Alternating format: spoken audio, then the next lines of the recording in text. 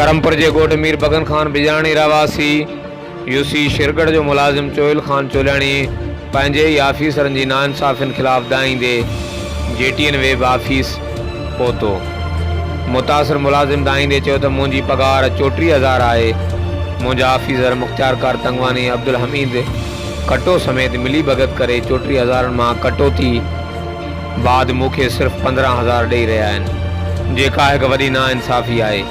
वसवारा सूबाई वज़ीर मीर शबीर अली खान बिजराणी ऐं DC कश्मीर कंदकोट मुनवर अली मिठियाणी मूंसां नाइंसाफ़ी जो नोटिस वठी मूंखे पूरी पगार ॾियारीनि।